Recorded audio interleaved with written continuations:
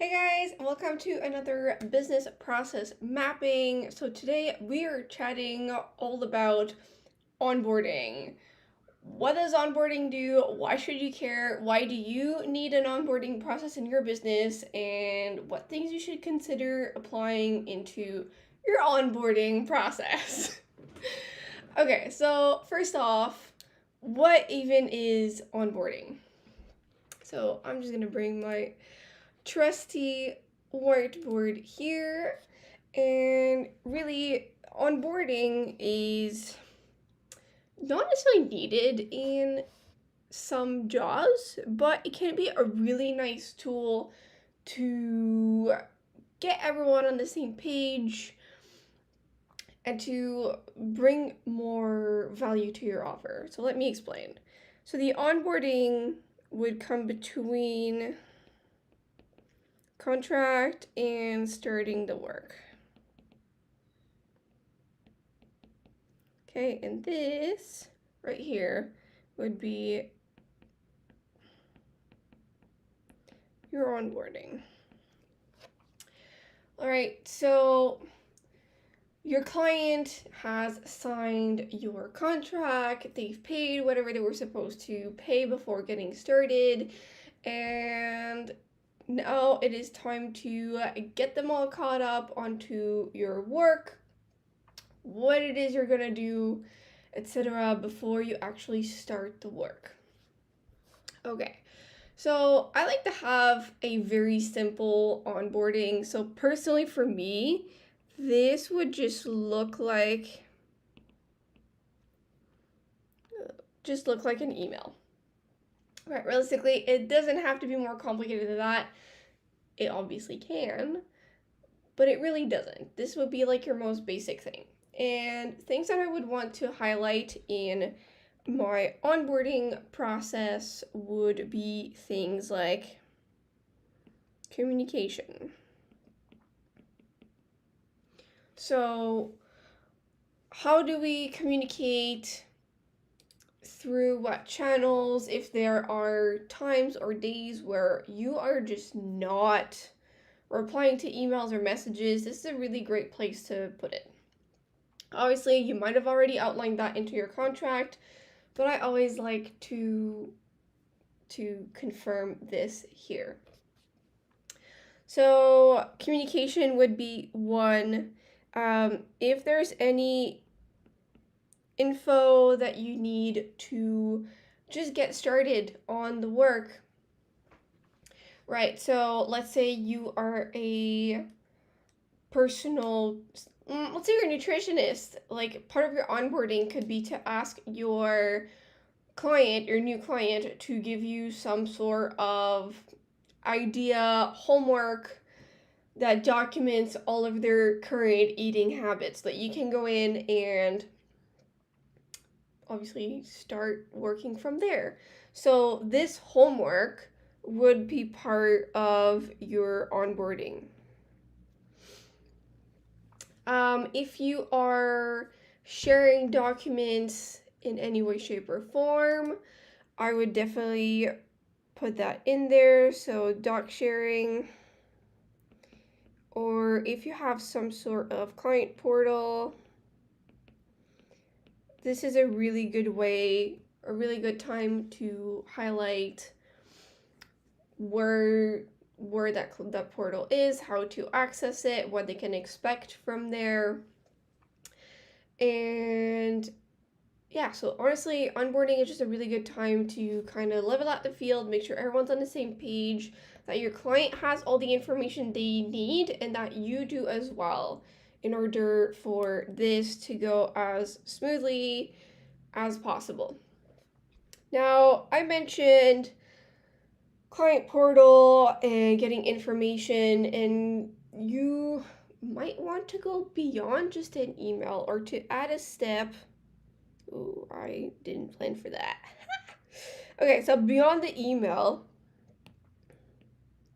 like, why can't I erase this? No. Okay, anyways, so beyond the email, I could be, again, going back to my example of a nutritionist, I want my client to give me an outline of what they eat. So I'm probably going to want to have them document, let's say, 3 days of eating, times, portions, actual food.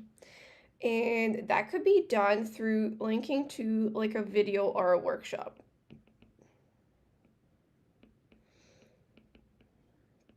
So this is a really good opportunity. If there's something that you always or very often ask new client to do, or there's always the same concepts that you would go over, this is a really good time to do a workshop, get paid for your workshop, and then link this workshop as part of your onboarding. Right, so this way your client feels like they're getting a ton of value from their work with you, and you don't have to say the same thing over and over and over again, right? It's already outlined right here. And obviously then we would go back to the actual work. So yeah, as I mentioned, we can really just do this through an email. If you are going to be sharing documents, this can be as simple as, Google Drive. Ooh. There you go. Right, so if you want them to upload certain forms, etc., that's where I would do it. Other things that could be inputted as part of your onboarding is, let's say if your personal trainer would be like a test of physical fitness or anything. Honestly, anything that you feel you would need just to start the work. Right, so you're already getting your client started on homework, you're already getting to get them started in the work that you are going to do with them. And obviously they're going to appreciate the fact that you're so on the ball with this, and you're going to love already having that information, already having these documents prior to starting. So for this, I would just brainstorm what it is that you would love to have initially. So in my case, the onboarding would really just look like confirming what tasks I'm doing for my client, the passwords and login credentials for everything that I'm creating, and even like a workshop in terms that covers their different workflows, their different goals for their business, things that fuel them, things that drain them, and I can take that into account for the actual systems work that I'm going to do. So that would be for this.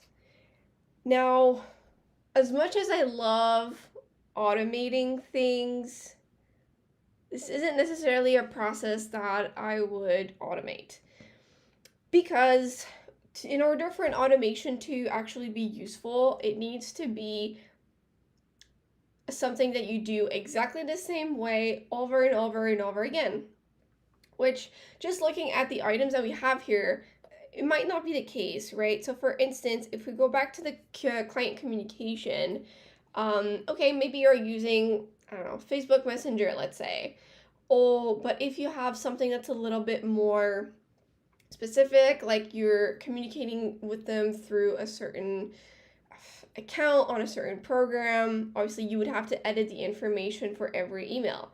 Same thing for sharing documents. Even if you're doing it through Google Drive, you're probably going to have one folder for each client. And so in this case, what you would do is share the folder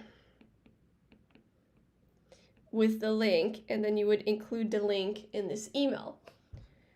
And kind of same thing with the portal. Maybe you have it automated where you can just send your new client to the page where they can create their account, or you have to personalize their credentials every single time. So again, as much as I love automating things, this is not a process that I would automate. That being said, I would write a template that includes most of these items, whichever I have decided I want to offer or to ask or to present every single time. So that way, even when I have a new client, I can just refer back to this template to make sure that I'm touching on every point that I want to be touching on. And the other reason why I don't necessarily want to automate this is I believe I touched on this in my freebie video, but basically, you're not always, depending on what you do, you might not always have like very strict guidelines when it comes to the packages that you offer and the services that you offer.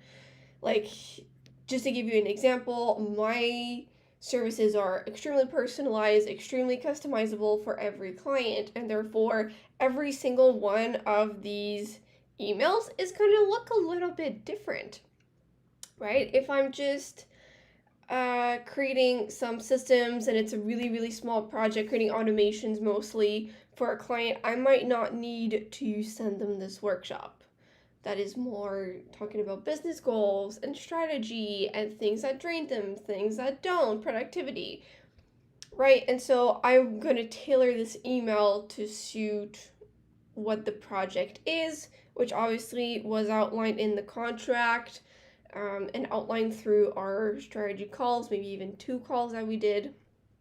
So I would highly encourage, though, that you take a minute and you brainstorm all the information, all the things that you would need or that you would like to communicate so that your client knows what to expect, right? The biggest source of conflict when we're working with clients is that when they understand one thing and we meant another.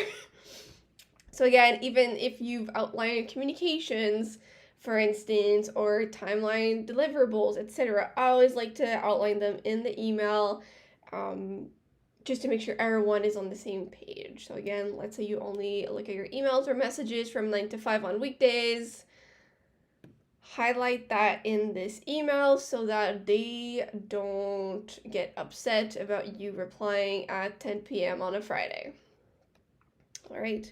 And I guess the other thing that I would add is get excited about this, right? Odds are, if you accepted to take them on as client and if they decide to work with you for whatever goal they have, they can't wait to get started. They're super pumped, and so like take advantage of that.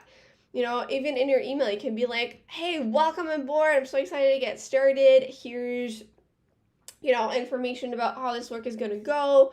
By the way, this is all your information for our work together.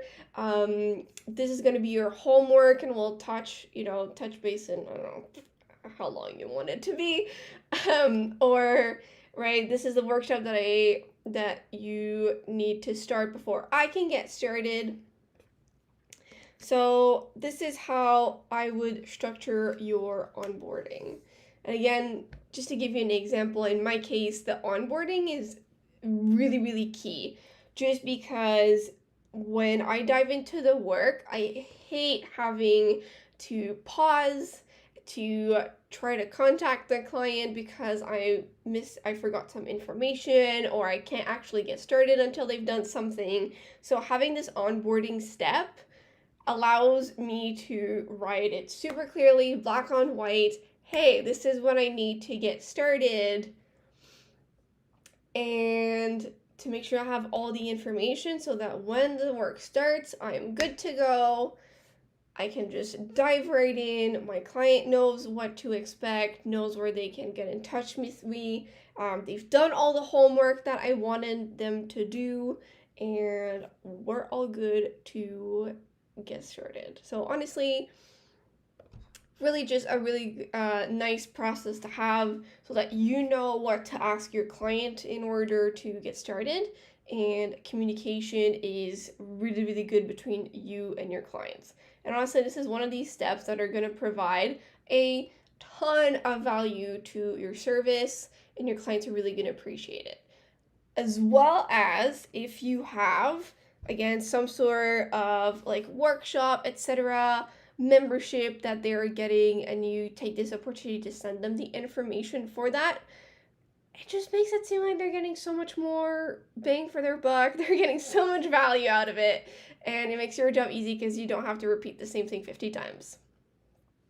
Okay, so I hope that this was helpful. Obviously, this is really one of these processes that you're gonna have to see how it applies for you, depending on what you offer, how you like to work, and this is going to be highly customizable or have to be highly personalized to how it is you work. And again, if you're like me and you offer really customized packages, this might just have to be an email outline and where you just have a checklist of all the main points that you like to address that you will just have to customize for every single client. But at least having that checklist will help you run through everything and make sure you're not missing out on any of these points and you can actually dive into your work. So I hope this was helpful. If you like this video, like and subscribe to my channel. As always, drop in the comments if you have any other process or thing that you want me to outline and break down for regarding business processes. And if you're not already following me on Instagram, come check me out. That's where I share most of my content. Otherwise, that is it for today. Thank you guys, and I will see you next week.